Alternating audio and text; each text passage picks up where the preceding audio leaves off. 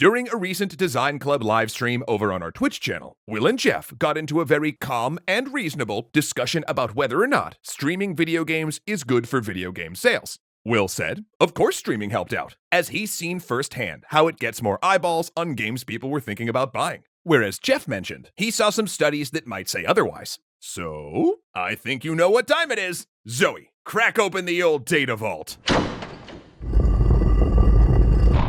Oh, this one's gonna get crunchy.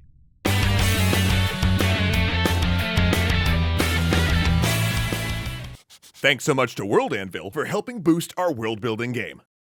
To help try and dissect this complex topic, Geoff got permission from his friends at the market research firm NPD, the company that bought his old video game research studio, EDAR, to share excerpts from their 2020 gamer segmentation report. So let's take a look at some info from the streaming section. Turns out that during the 2020 pandemic, 74% of US consumers were actively playing video games. That's 243.6 million people, up from 67% in 2018, which of course is not surprising given the circumstances. But here's where things start to get really interesting. Of these people playing video games, nearly half also watch video game content on YouTube, Twitch, or Mixer. Wait a minute, Mixer? They weren't still around last year, were they? Shut the front door. July of 2020 they closed. Oh, time has no meaning.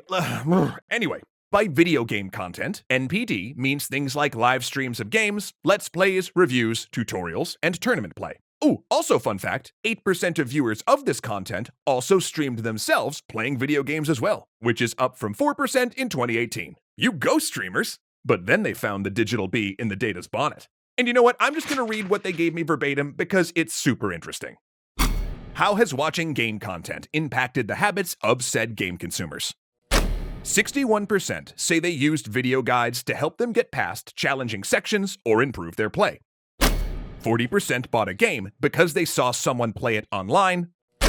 And 32% experienced a game that they wouldn't have otherwise played themselves. But this could also come at a cost, because 39% didn't buy/play a game because they could watch it instead.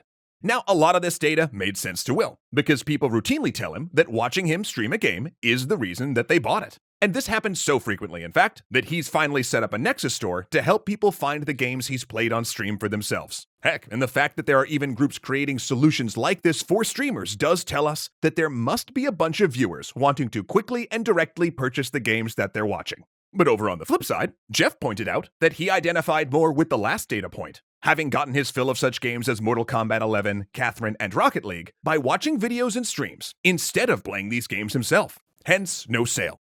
So let's break this down.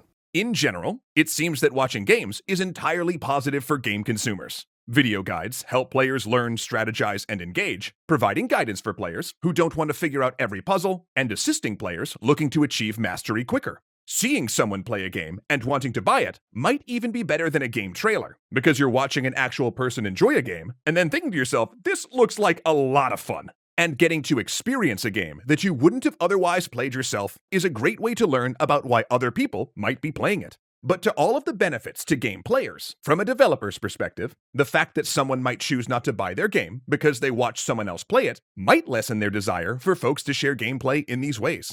And keep in mind, we're not talking about the people that wouldn't have bought it anyway. That's this group here. Who we're talking about is the people that would have bought or played the game, but then opted not to because they could watch someone else play it. And this isn't new.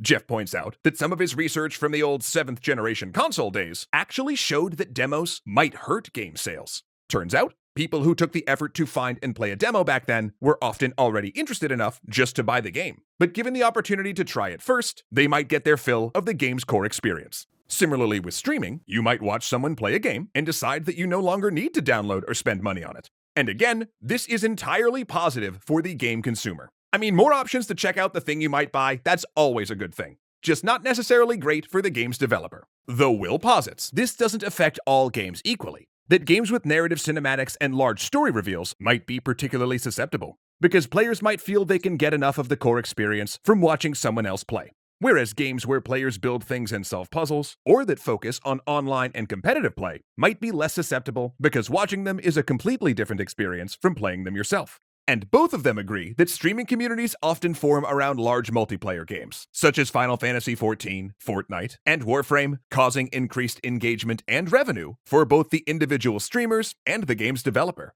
In fact, Geoff even has data from when he still ran EDAR to back this up, particularly around esports communities. Players who watched esports for a game such as League of Legends, Dota 2, or CSGO, on average, played these games longer and spent more money on them than players who didn't watch. So to summarize, most people think that streamers streaming games is all upsides, and for game players, this is pretty much true. But for game developers, who spend years working on a single title, and who are often trying to hit publisher-set sales targets before they see any royalties, streaming does present an interesting quandary. Nearly the same amount of people say they bought a game because they saw someone play it online, as say they didn't get a game because they could watch it instead. Now, is one of these data points more valuable than the other, making it a net positive or negative for developers? Or is it just a wash, with the benefits of streaming canceling out any downsides? Well, the data doesn't give us a clear answer on that. And like many topics about video games, turns out it's complicated. But which side of the discussion do you fall on? Do you think that the benefits of increased exposure to games from streaming are worth the copies that might not be sold? Or do you think too many sales are being lost as we increase the options to experience a game's content outside of buying it? Let us know where you land in the comments below.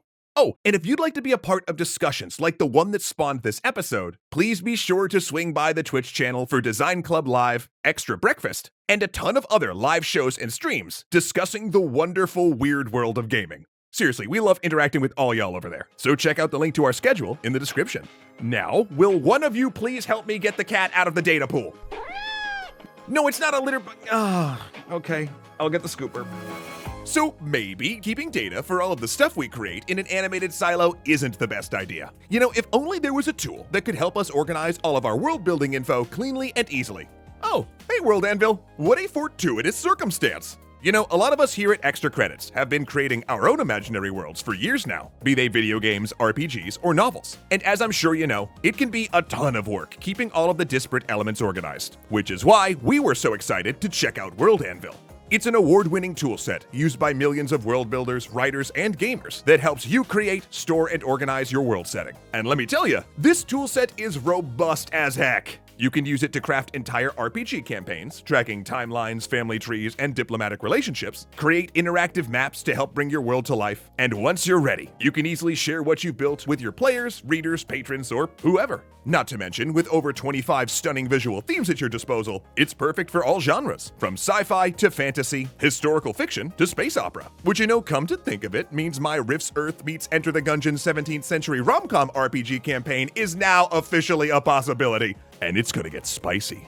Right now, you can check out World Anvil yourself absolutely free, or for a limited time, you can receive 40% off any annual membership using the code EXTRACREDITS. Then, not only will the fantastical worlds you dream up be built better, but you'll be helping out our channel in the process. Once again, that's code EXTRACREDITS for 40% off any annual membership, and thanks so much again. We can't wait to see what you build.